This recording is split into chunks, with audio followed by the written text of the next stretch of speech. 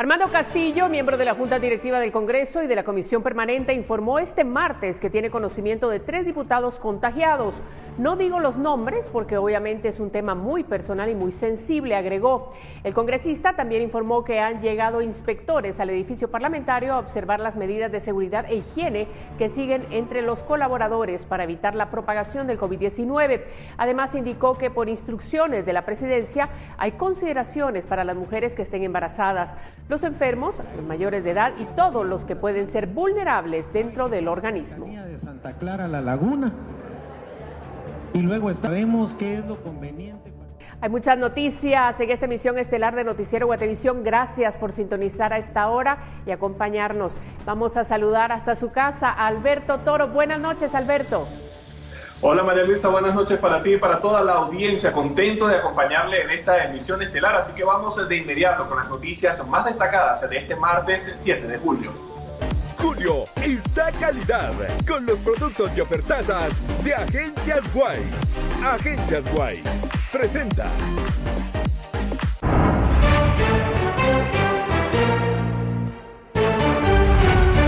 Ministerio de Salud reporta que ayer 23 pacientes perdieron la vida. Con ello, Guatemala supera la cifra de 1,000 fallecidos a causa del COVID-19.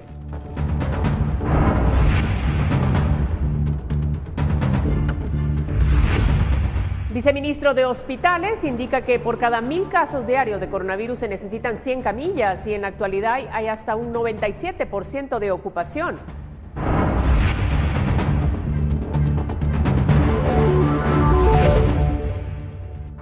Médicos del Hospital Roosevelt solicitan a autoridades de salud que pacientes en estado crítico sean atendidos en Parque de la Industria u Hospital Militar.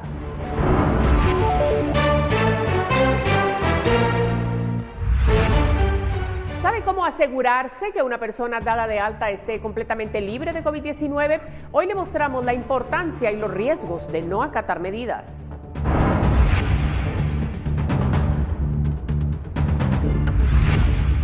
Estados Unidos, el mayor donante de la OMS, inicia formalmente su salida de la organización. Trump ha criticado fuertemente la respuesta a la pandemia.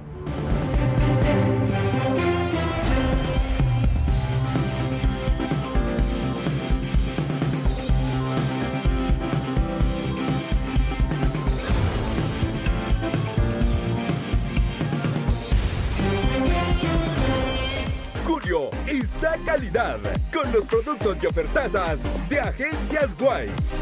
Agencias Guay presentó. Iniciamos este recorrido informativo con los datos del reporte diario de casos de coronavirus en Guatemala, los cuales han sido compartidos de manera oficial por el Ministerio de Salud este martes 7 de julio. Hay 815 nuevos casos, entre ellos 532 son hombres y 283 son mujeres. Cabe mencionar que el reporte de casos corresponde al lunes 6 de julio, desde las 0 horas hasta las 23:59. El total de fallecidos es de 23, 18 hombres y 5 mujeres. Las edades de las víctimas mortales van desde los 42 años hasta los 90. Se realizaron 2.377 pruebas y se reportan 146 pacientes recuperados. Con esta actualización, el total de casos en Guatemala es de 24.787.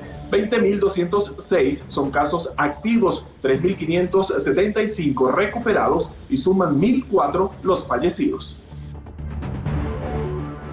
Electroral, el suero oral para todos, presenta.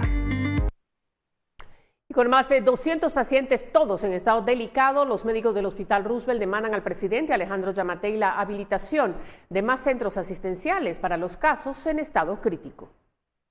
Los médicos del Hospital Roosevelt exigen al gobierno habilitar de forma urgente el Hospital Temporal Parque de la Industria y el Centro Médico Militar para la atención de pacientes con coronavirus en estado crítico, pues aseguran que este centro asistencial ya llegó a su límite. Vemos cómo seguimos llenándonos de pacientes COVID positivos y cómo pacientes que vienen por otras causas se ponen positivos en el hospital.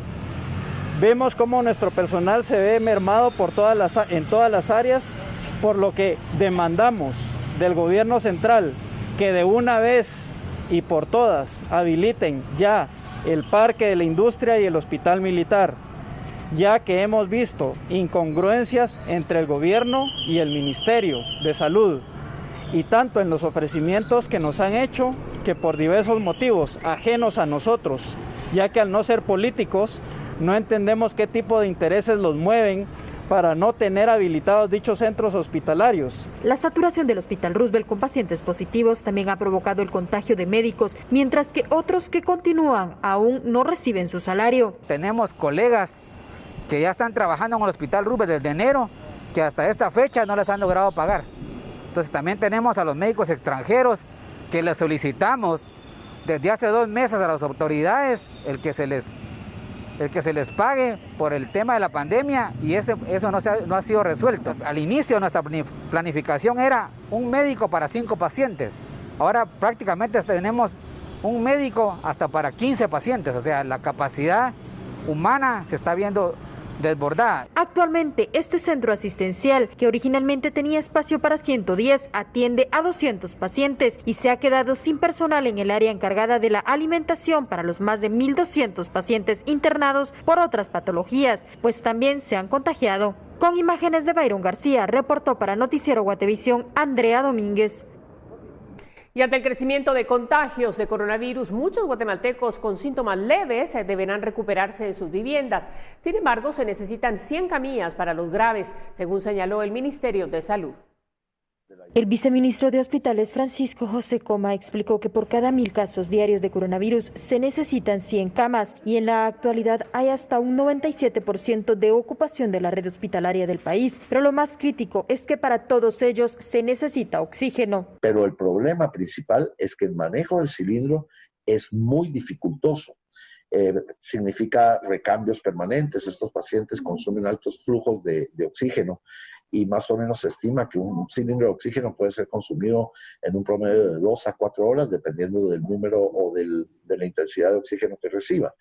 Entonces, lo que buscamos fue alternativas para poner tomas de oxígeno que en este momento ya están funcionando, que son prácticamente unas tomas que podríamos decirles o darles el término de portátiles, que son fáciles de conectar a la red y que creemos puede ser una solución muy inmediata para habilitar más camas. Actualmente el Ministerio de Salud tiene el registro de 1.260 camas que están destinadas para pacientes con COVID-19. De estas, 1.054 para pacientes moderados codependientes de oxígeno y 300 para terapia intensiva. Pero aunque en el portal de Guatecompras la cartera busca adquirir más camas, así como oxígeno, una de las grandes falencias en este momento es el personal. El número ideal sería tener una enfermera por cada 2 pacientes y tener un médico por cada 10 camas de terapia intensiva. A esto no es solo un médico, sino debemos de sumarle un médico internista para que vea las patologías o las comorbilidades que tienen los pacientes, un médico intensivista y como mínimo un médico neumólogo. Pero le voy a mencionar, por ejemplo, si no estoy equivocado, médicos intensivistas en el país en este momento creo que hay alrededor de 32 a 38. Médicos neumólogos creo que no llegan a 100. El funcionario señaló que los 51 hospitales públicos del país, incluyendo los hospitales temporales, están atendiendo a pacientes con coronavirus, pero ahora están expandiendo la capacidad de los temporales, pues las cifras de casos por día continúan superando las proyecciones que ellos tienen, resaltando que ningún sistema de salud del mundo ha logrado soportar el avance de la pandemia. Las autoridades también implementarán programas de telemedicina para ampliar la cobertura y darle seguimiento a los pacientes sin que tengan que desplazarse y salir de su vivienda, además de descentralizar las pruebas, así como un sistema de rastreo y seguimiento de los casos. Con imágenes de Byron García, reportó para Noticiero Guatevisión, Andrea Domínguez. Y en esta misma línea informativa, el presidente Alejandro Yamatei lamentó la muerte del médico Ludwig Eduardo Lucas Muñoz, de 58 años, quien murió por coronavirus. Él era doctor personal del mandatario y además médico de la SAS. En una esquela publicada en las redes sociales del gobierno, el mandatario expresó su solidaridad a la familia, rogándole a Dios cristiana resignación por la irreparable pérdida. Lucas Muñoz fue candidato a diputado y posteriormente fue contratado por la Secretaría de Asuntos Administrativos y de Seguridad para ser médico del mandatario y de los miembros de dicha secretaría. El presidente Alejandro Yamatei también detalló que se registran 155 casos en Casa Presidencial. De estos contagios, 135 se han recuperado y 2 han fallecido, dentro de ellos Lucas Muñoz. Y de falta de información e insumos para protección se queja el Sindicato de Formación de la Policía Municipal de Tránsito de Ciudad de Guatemala. Josué García, su secretario general, señala que las autoridades ediles no les han informado sobre el número de casos de COVID-19 entre sus filas, ni quiénes son los que han dado positivo. Según él, serían ya 50 los agentes contagiados, incluyendo a 2 que fallecieron este lunes. Además, García indica que no les han proporcionado el equipo de seguridad sanitaria necesario para trabajar durante la crisis. La municipalidad niega ambas situaciones. Y trabajadores contagiados de la maquila textil que funciona en la zona 7 de San Miguel Petapa se han recuperado del COVID-19 y regresaron a sus labores luego que en el mes de mayo pasado se detectara un brote masivo de contagios. Los empleados recuperados ahora manipulan pinzas, tijeras y planchas para la confección de ropa de exportación. Adentro de la maquila hay cambios. Los trabajadores tienen acceso a enfermería. En el comedor se adaptaron divisiones de plásticos para evitar nuevos casos e indican que hay nocturnos. En la emergencia, un trabajador de 38 años falleció.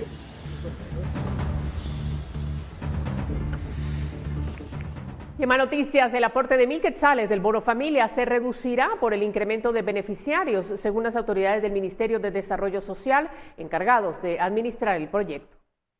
El Ministerio de Desarrollo Social informó que el tercero de los depósitos del proyecto Bono Familia podría tener un cambio y sería por mucho menos de 1.000 quetzales que se tenían programados. El presidente Alejandro Yamatei había ofrecido 3 aportes de 1.000 quetzales para las personas beneficiadas con el Bono Familia. Sin embargo, puede que un aumento en el padrón de los beneficiarios no lo permita. Raúl Romero, ministro de Desarrollo Social, explicó que según el decreto 13-2020 habían 6.000 millones para el Bono Familia, pero aumentó el número de hogares inscritos que en actualidad va por 2.640.000. Tomar en cuenta que habían 16 empresas municipales que también distribuyen facturación. Más las reformas que el Congreso aprobó recientemente, que tratan en vigencia el 10 de junio, donde se dice que ahora también pueden inscribirse en núcleos familiares que residan en un mismo lugar donde exista un solo contador. Adicional a eso, en el decreto 13-2020 se hablaba de que también se podía usar hasta un 10% del padrón de beneficiarios como casos especiales de hogares que no tienen acceso a energía eléctrica. Es decir, estos son factores que han venido aumentando el padrón de beneficiarios. Hasta la fecha llevábamos 2.640.000 hogares inscritos. La proyección era de 2 millones de beneficiarios, pero después de unas modificaciones al reglamento se permitió que más núcleos familiares pudieran inscribirse por contador. Además, hay un 10% que se podría beneficiar sin tener servicio de energía eléctrica. Con información de Natiana Gándara, reportó Edwin Pitán. Y el flujo de migrantes guatemaltecos deportados desde Norteamérica continúa ante la situación sanitaria en plena pandemia. El Ministerio de Salud ha elaborado un nuevo protocolo de atención para los retornados que se envían al albergue deportivo Ramiro de León Carpio. Alimento, higiene y cuidado personal, pero ante todo distanciamiento y cuarentena preventivos para los 3.231 migrantes deportados que han llegado desde que comenzara la pandemia al albergue deportivo Ramiro de León Carpio en la zona 13 de la capital. De estos, la mayoría retornados por vía aérea desde Estados Unidos, 134 dieron positivo por COVID-19. El doctor Eliú Mazariegos, director general de Servicios de Salud, explica cuál es el protocolo instaurado hace una semana con estos migrantes. Se les hace un hisopado, independientemente, por ejemplo, si traen una prueba negativa de las personas que vienen retornadas vía aérea, se les toma un pool, o sea, una muestra aleatoria de la cantidad de personas que vienen, aproximadamente un 5%, por ejemplo, un 10% dependiendo del pool, ¿ya? La idea está que aquí estén 10 días. Cuando alguien da positivo de acuerdo a su severidad, generalmente hemos tenido casos leves o asintomáticos en este lugar. Entonces, generalmente se están aquí, en estas instalaciones. El albergue tiene capacidad para 300 personas, aforo reducido a 250 bajo indicación del Ministerio de Salud. En este momento hay 150 migrantes, pero el flujo de arribos continúa. Actualmente son 2 vuelos semanales con 75 personas por vuelo. Entonces estamos hablando de alrededor de 200 personas semanales desde Tapachula. Desde que comenzó la crisis por COVID-19, más de 5.000 personas han sido retornadas a Guatemala, sea por vía terrestre o sea por vía aérea. Los que vienen por avión, normalmente desde los Estados Unidos, son traídos hasta aquí, al albergue deportivo Ramiro de León Carpio. De los 3.231 que han sido atendidos aquí hasta la fecha, tan solo 134 han dado positivos por COVID-19 y de esos solo 2 han sido enviados al Hospital Temporal del Parque de la Industria. El resto, de acuerdo con los nuevos protocolos del Ministerio de Salud Pública y Asistencia Social, se han tratado aquí mismo por ser casos leves o asintomáticos. Con imágenes de Carlos Hernández, reportó para Noticiero Guatevisión, Felipe Garrán. Electroral, el suero oral para todos, presentó. Llegó el momento de hacer nuestra primera pausa, pero al regreso tenemos más información para usted.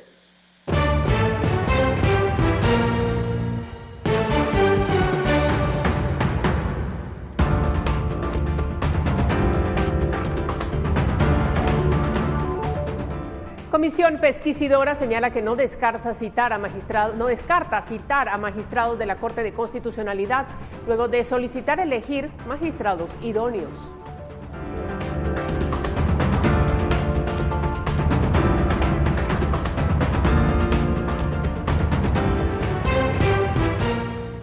Continuamos con más. La comisión pesquisidora, que conoce el antejuicio en contra de magistrados de la Corte de Constitucionalidad, no ha dejado de funcionar pese al amparo que detenía todas sus actuaciones. Los diputados que integran la comisión pesquisidora en contra de magistrados de la Corte de Constitucionalidad han continuado con las diligencias, pese a que la misma CC detuvo el proceso y ordenó que se dejara sin materia la comisión con un amparo. El presidente de la pesquisidora, Luis Rosales, dijo que continúan con lo establecido en la ley, solicitando informes. Sí, estamos en el análisis de los documentos, nos faltan pesquisas por realizar y utilizo la palabra pesquisa porque es una comisión pesquisidora, aunque realmente en términos jurídicos no lo es. Pero hay algunas diligencias que estamos pensando que debemos hacer para mejorar la información que contiene ese proceso que está en nuestro país. La comisión no ha hecho pública ninguna de sus reuniones o actuaciones. Rosales dijo que no se descarta citar a los magistrados para que presenten su defensa. Yo sí creo que ellos vengan a la comisión es más que una obligación de la comisión citarlos, es un derecho de ellos de acudir a ellos porque es su oportunidad que tienen de hacer las argumentaciones que ellos crean convengas a sus intereses, de proponernos que hagamos algunas diligencias de pesquisa y de hecho proponernos cualquier forma de convencimiento que pueda ir en favor de los intereses de ellos. Los magistrados de la CC enfrentan el antejuicio promovido por haber otorgado un amparo que ordenó al Congreso elegir a magistrados idóneos para las Cortes del país, una elección que no ha iniciado porque la Comisión Permanente no ha convocado a una sesión extraordinaria. Para Noticiero Guatevisión, Dulce Rivera. Y el procurador de los derechos humanos será citado al Pleno para que explique por qué utilizó la bandera de la comunidad LGTBI en la institución. No todos los congresistas apoyaron esta propuesta. 10 de los 15 integrantes de la Comisión de Derechos Humanos que acudieron a la reunión votaron a favor de citar al procurador Augusto Jordán Rodas al Pleno. Aseguran que el magistrado de conciencia debe rendir cuentas sobre su gestión. Además, criticaron que el PDH utilizara la bandera de la comunidad LGTBI. Procurador al Pleno para que él explique ahí a todos los ciudadanos guatemaltecos cuál es su actuar y por qué lo hace. Entonces, pues tuvimos 10 votos a favor y 5 en contra. Estaremos solicitando a la comisión del Congreso que nos dé fecha para que el procurador venga a rendirle cuentas al Pleno del Congreso, en el caso a toda la ciudadanía. Otros integrantes de la Sala de Derechos Humanos aseguraron que se trata de un ataque a la institucionalidad y que quejarse por una bandera es solo una excusa para intentar destituir al procurador. Con todo, van por todo y en este momento quieren debilitar la gobernabilidad sacando al procurador de los derechos humanos.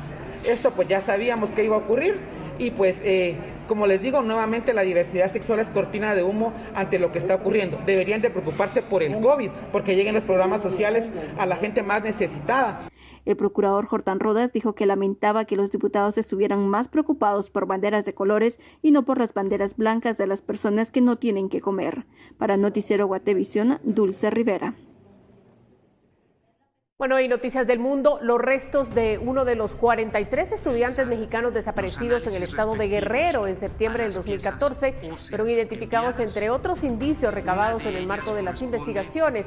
Así lo informó este martes el fiscal del caso, Omar Gómez. Corresponde al estudiante Cristian Alfonso Rodríguez Telumbre, señaló Gómez, refiriéndose a una de 6 piezas óseas encontradas en el municipio de Cocula, enviadas este año por la Fiscalía al Instituto de Genética de la Universidad de Innsbruck por el llamado caso Ayotzinapa. El encargado de la investigación sobre Ayotzinapa subrayó la importancia de que el resto humano que permitió identificar a una de las víctimas no fue tirado ni encontrado en el basurero de Cocula ni en el río San Juan, en donde el gobierno de Peña Nieto aseguraba que habían sido quemados los estudiantes.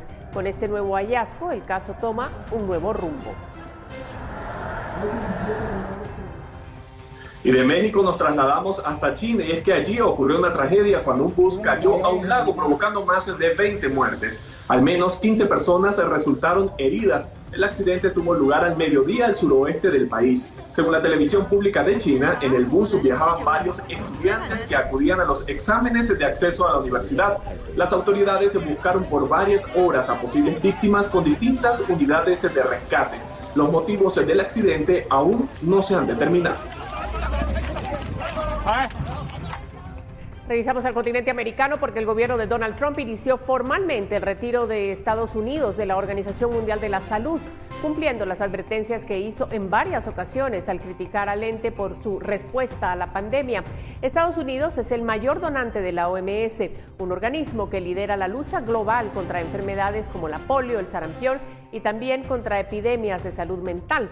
El portavoz del secretario general de la ONU confirmó en un comunicado que recibió la notificación el lunes y que ahora está en el proceso de verificar con la OMS si se cumplen todas las condiciones para la retirada.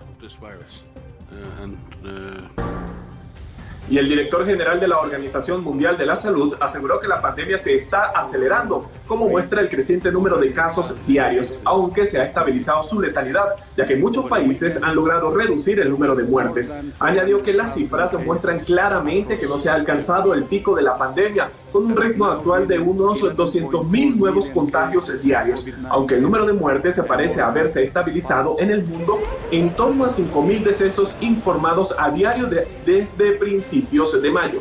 El máximo representante de la OMS reiteró su llamada a la unidad global por encima de las divisiones políticas en la lucha contra esta enfermedad. Y el presidente de Brasil, Jair Bolsonaro, anunció este martes que dio positivo al nuevo coronavirus, pero dijo que se encuentra perfectamente bien y mantuvo su postura desafiante ante la pandemia. Jair Bolsonaro contrajo el nuevo coronavirus. Todo el mundo sabía que tarde o temprano iba a alcanzar una parte considerable de la población, como lo tiene mucha gente. Yo, por ejemplo, si no me hubiese hecho el examen, no sabría el resultado y acaba de dar positivo. Y él acabó de dar positivo. Dio positivo. El mandatario de 65 años contó que empezó a sentirse mal el domingo y el lunes empeoró, sintiendo cansancio, indisposición y fiebre de 38 grados, por lo que sus médicos le recomendaron someterse al examen. Añadió que se está tratando con hidroxicloroquina y acitromicina.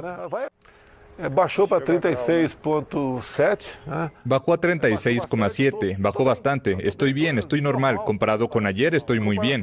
Hasta tengo ganas de hacer una caminata, pero por recomendación médica no lo haré. Desde el inicio de la pandemia, Bolsonaro ha minimizado la enfermedad y ha participado en varios eventos públicos sin usar mascarilla, además de criticar las medidas de aislamiento social implementadas en varios estados debido a su impacto económico. La vida continúa, Brasil tiene que producir, hay que poner a rodar la economía. Algunos decían, criticándome, que la economía se recupera, la vida no. Esa es una verdad absoluta. Sé que nadie recupera la vida, pero una economía que no funciona lleva a otras causas de muerte, fallecimientos, suicidios en Brasil. Eso fue completamente olvidado. Brasil es el segundo país en número de muertos y casos confirmados después de Estados Unidos. Según el último balance oficial, 1.600.000 personas se han contagiado y cerca de 65.500 murieron de COVID-19 en este país de 212 millones de habitantes. pero especialistas estiman que el número real de casos podría ser hasta 10 veces superior y la cifra de muertos el doble. El martes, la Organización Panamericana de la Salud le deseó a Bolsonaro una pronta recuperación, al tiempo que pidió a Brasil fortalecer las medidas para contener el virus.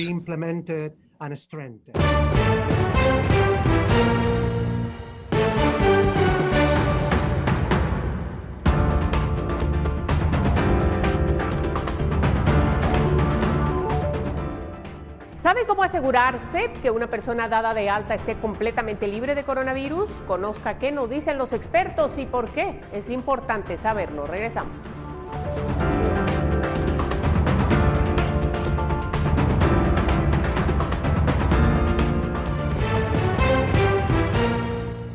Continuamos informando, pero damos la bienvenida a Pamela Valdés, que tiene el pronóstico del clima.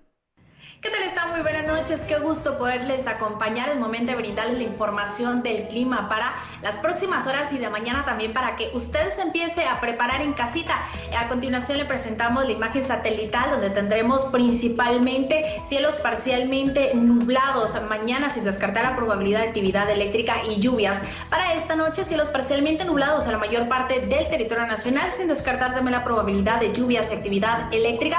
Esto debido al ingreso de humedad de ambos litorales del Atlántico y del Pacífico. Pasamos a la gráfica del territorio nacional. Estas son las condiciones de mañana, como les comentaba, y tendremos principalmente tormentas eléctricas sobre la meseta central y en los departamentos ubicados en las Verapaces, parte de la franja transversal del norte. Por otra parte, para el resto de los departamentos tendremos cielos parcialmente soleados o cielos parcialmente nublados en la mayor parte del periodo. Y les presentamos a continuación las condiciones en los próximos 3 días, específicamente en la ciudad capital. Esperamos para el miércoles, jueves y viernes tormentas eléctricas. Las temperaturas máximas se registran entre los 25 y 26 grados centígrados.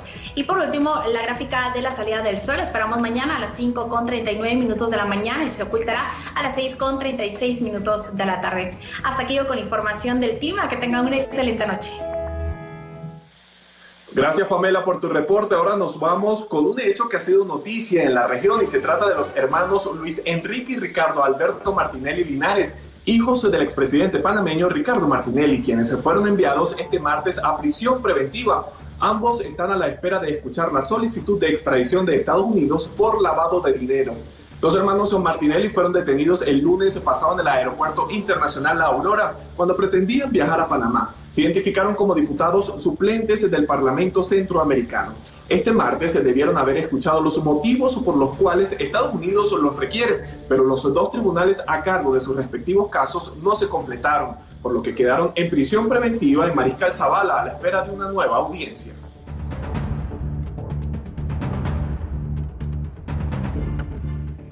Y Juan de Dios Rodríguez, expresidente del Instituto Guatemalteco de Seguridad Social, fue beneficiado este martes con arresto domiciliario en el caso ICSAP Ambulancias. El fallo a favor de Rodríguez fue firmado por Víctor Cruz, juez de décimo penal.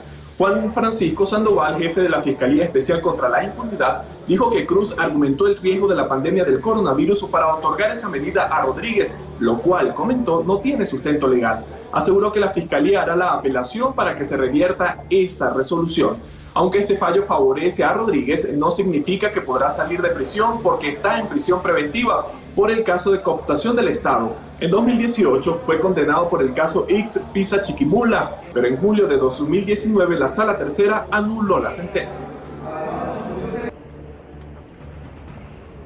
Y los pacientes con COVID-19 recuperados deben guardar una cuarentena adicional en sus casas, mientras el protocolo del Ministerio de Salud informó que los pacientes ya no son sometidos a una segunda prueba. Hasta este martes, el Ministerio de Salud reporta que 3.575 pacientes se han recuperado del COVID-19.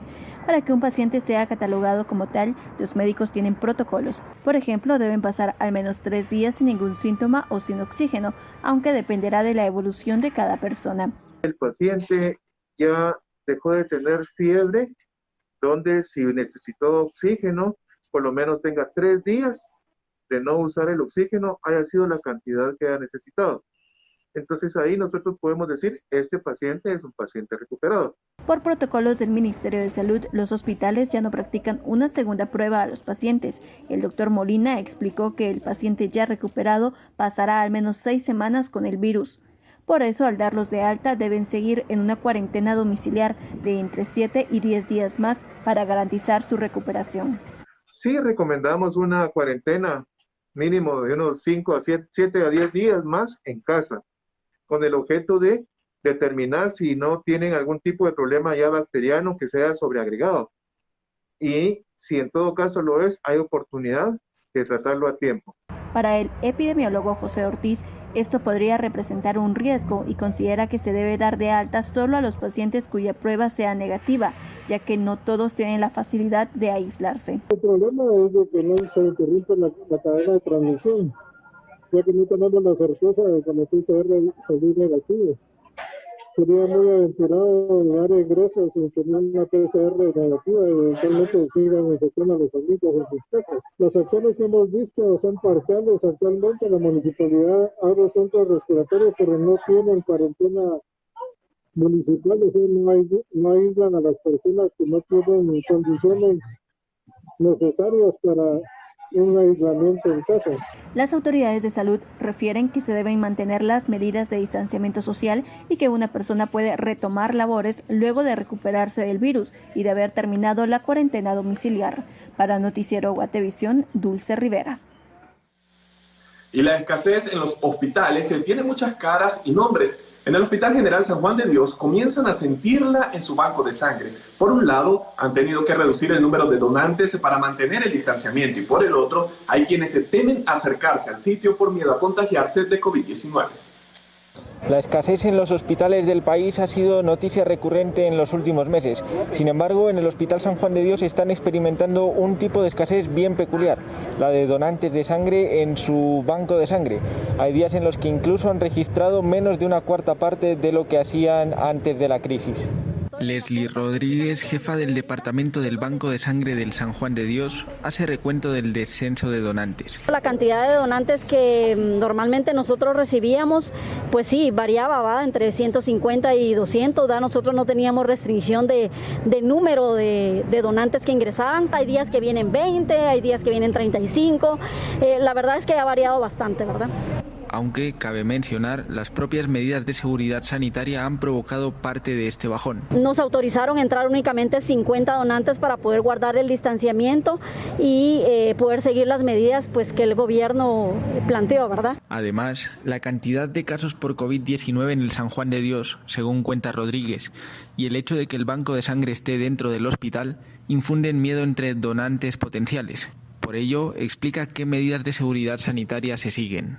Que ingresen todos con su mascarilla, se les toma la temperatura aquí al momento de hacer el ingreso y recoger todos los documentos de identificación, luego pasan a hacer la cola a la puerta del banco de sangre y en la entrada personal del banco de sangre está con lavado en seco, que es proporcionado por el hospital para hacer el lavado respectivo de la persona que va ingresando al banco. Dentro de las preguntas que se hacen de ley por medicina transfusional y bancos de sangre del Ministerio de Salud han sido incluidas también que si, por ejemplo, usted ha viajado recientemente a algún país, principalmente si ha sido a algún país de los que ha sido contaminado o si ha tenido contacto con alguien o algún familiar ha sido detectado con COVID, pues desde ahí pues nosotros pues ya tomamos las precauciones y decir, bueno, mejor se retira de donar. La falta de donantes les supone problemas de operatividad. Somos un hospital de referencia, somos de los hospitales más grandes y pues la población obviamente se va a abocar a este tipo de hospitales. El hospital se está recargando, necesita a la persona que se le atienda y si no tenemos las unidades.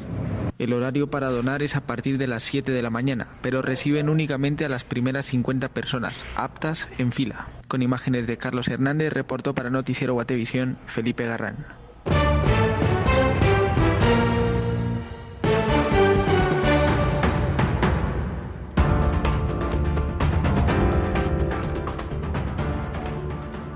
Alza en la canasta básica ampliada. Instituto Nacional de Estadística presentó los datos del índice de precio al consumidor de junio.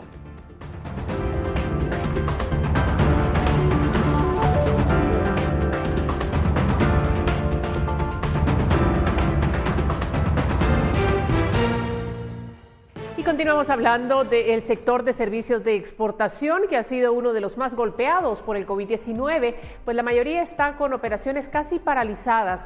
La innovación deberá ser su aliada para la nueva normalidad. El 100% de cancelaciones en reservas a julio, el 0% de ocupación, presupuestos golpeados en todas las industrias de servicios, reducción de planillas, capacidad operativa de un 5 a 10% en clínicas médicas, cierres temporales, entre otros, han sido parte de los fuertes impactos que el sector de servicios de exportación ha tenido que enfrentar en los últimos 3 meses por la pandemia del coronavirus. En todo el año pasado, el sector creció en promedio en 3.67% y generó más de 500,000 empleos. Es importante mencionar que uno de los principales motores de este sector es el turismo.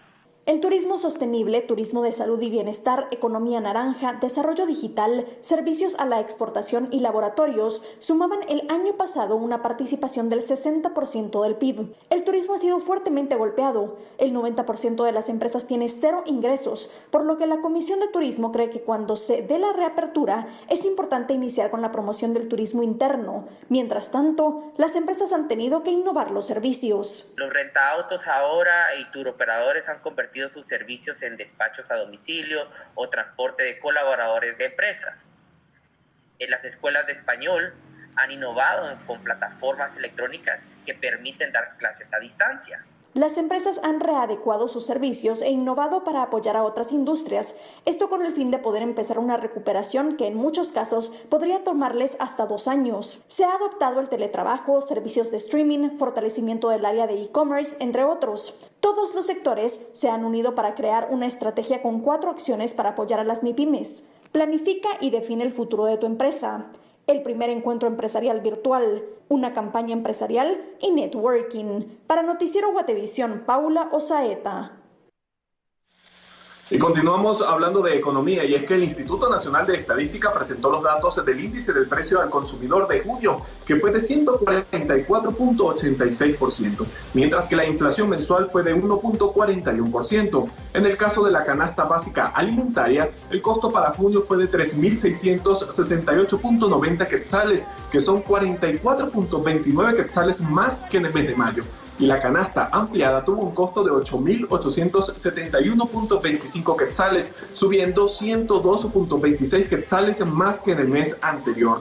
Son 34 productos de la canasta básica. De estos, 20 subieron de precios, 10 bajaron y 4 se mantuvieron igual. En el caso de la salud, por la coyuntura, los productos que subieron de precio fueron los antianalgésicos, antiinflamatorios y antigripales. Los principales productos que subieron fue el whisky, bananos y hierbas, que tuvieron variaciones de precios en el orden del 28.89%, 4.18% y 3.78%. En el orden hacia el descenso en sus precios, la cebolla bajó 2.38%, sandías 1.11% y aguacates 1.04%. Y la Cámara de Comercio realiza por primera vez el Guate Online Fest, un festival de ventas en línea con más de 190 tiendas que se realiza del 7 al 10 de julio. De las 12 de la medianoche a las 4 de la tarde, Watt Online Fest ya había tenido 41.488 visitas y 56.781 sesiones web. Esto incluye quienes ingresan 2 o 3 veces al sitio. Hoy es el primer día de este festival de ventas en línea, que es el más grande que se ha realizado en el país y estará disponible hasta el 10 de julio. Donde pueden encontrar más de 1.300 ofertas exclusivas que van hasta 80% de descuento dependiendo de la categoría. Hay más de 30 categorías en las que se incluye belleza, tecnología, moda, hogar y hecho a mano. Todas las ventas con el objetivo de reactivar la economía de las empresas en medio de la pandemia. Hoy están 192 marcas participantes. Desde ahí ya vemos una gran ampliación en temas de diversidad y, por supuesto, nuevas empresas. Pero lo que también resaltaría sobre estas 192 empresas es que el 80% son pequeña y mediana empresa. Para comprar, la persona ingresa a whatonlinefest.com, elige lo que le interesa y la página lo redirecciona al sitio web de la empresa para que ahí se haga la compra directa con los métodos de pago de la empresa y ellos manejan la logística. El año pasado, en los Cyber Days que también realiza Cámara de Comercio, participaron 48 empresas, fueron 48 horas de ofertas y llegaron a generar casi $1 millón en ventas, por lo que esperan que en esta ocasión se duplique ese monto. Para Noticiero Guatevisión, Paula Osaeta.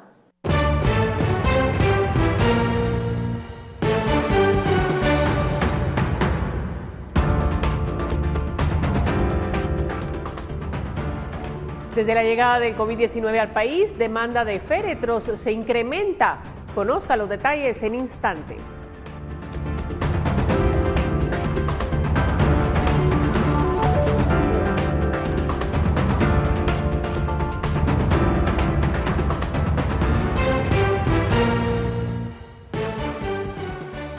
En esta pandemia los funerales no pueden celebrarse como de costumbre, ya que se deben mantener las medidas sanitarias para evitar contagios, pero artesanos de féretros han aumentado su producción.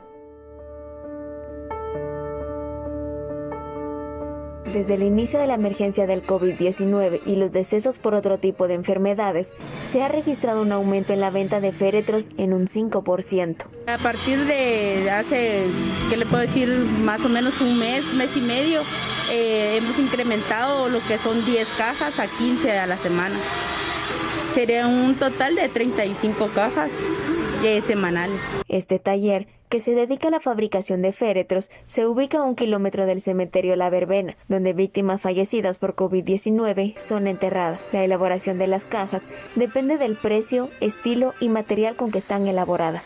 Entre 3 horas a 4 horas, el proceso de lo que solo es la armada. Aparte estamos hablando de la barnizada, que se lleva aproximadamente 1:30 o 2 horas por caja. Y luego lo que viene, que es la forrada, que es un poquito más sencillo, depende del estilo de caja que sea. Si es una caja de las más comunes, que son las de pino, esas alrededor de 20 minutos, por lo cual que ya solo llevan lo que es plástico. Las otras sí, que son las de diseño más caro, esas llevan lo que es tela, entonces ya lleva un proceso aproximadamente de hora y media para poder hacer el forro. Los féretros se distribuyen a funerarias de zona 11, 7 y 3, donde indican que varios clientes compran cajas más baratas debido a que no pueden realizarse funerales, pero buscan despedirse de sus seres queridos. Para Noticiero Guatevisión, Esvin García y María René Barrientos. Y retomamos temas internacionales, y es que mientras Europa sobrepasa las 200.000 víctimas fatales a cuenta del nuevo coronavirus, en Estados Unidos la compañía Novavax asegura que el gobierno le pagará una multitudinaria suma para avanzar en la creación de una vacuna contra el COVID-19. Laura Sepúlveda, corresponsal de La Voz de América, nos hace un recuento de la situación desde Nueva York. 21 años es la nueva edad promedio de contagios en el estado de la Florida, dio a conocer la máxima autoridad epidemiológica del país, el doctor Anthony Fauci. Todavía estamos hundidos hasta la rodilla en la primera ola. Ya son cerca de 3 millones de casos confirmados de COVID-19 en Estados Unidos. La pandemia, que ha asolado al país por más de 4 meses, ha cobrado más de 130.000 vidas y aún no ha sido controlada.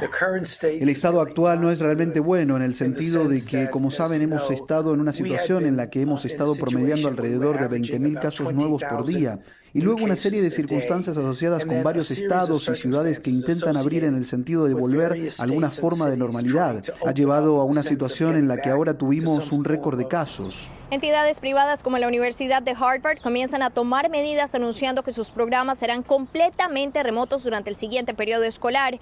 California, que alcanzó un récord de casos el fin de semana, ordenó, al igual que Miami, por segunda vez, el cierre de servicios de restaurantes en interiores. La atención además se enfoca en personas como la alcaldesa de Atlanta, Keisha Lance Bottoms, quien anunció que ha dado positivo al virus y a quien se ha mencionado como una de las candidatas a vicepresidente en un binomio con Joe Biden, o la gobernadora de Dakota del Sur, quien voló con el presidente Trump pocas horas después de haber tenido contacto con un caso confirmado. En Jacksonville, Florida, donde se preparan masivos eventos como la Convención Republicana, el alcalde insistió a sus residentes que usen máscaras. Laura Sepúlveda, Voz de América, Nueva York.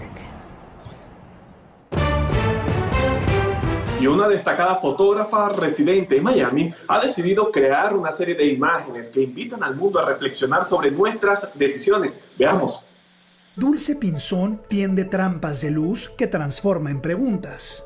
La fuerza visual de su búsqueda personal se funde con las imágenes que construye. A sacar muchísimas ideas que tengo y también de muchas situaciones como frustraciones políticas, sociales, me ayudan a darle forma de manera que siento que al ponerlas fuera de mi mente pueden tener una vida propia. Su serie denominada La verdadera historia de los superhéroes rinde homenaje a inmigrantes indocumentados en Estados Unidos. Una visibilidad, un reconocimiento y sobre todo la lucha permanente de ellos es este lazo sentimental que tienen con sus comunidades y sus familias, que es mandar dinero a través de remesas. Para la fotógrafa, la pandemia debe conducir a un sondeo social. Tenemos que aprender a repensar cómo estamos haciendo las cosas y para qué. Yo creo que en vez de hacernos preguntas, tendríamos que contestar preguntas. Si realmente estamos equivocados y lo que tenemos que hacer es decrecer y volvernos más básicos, ¿no?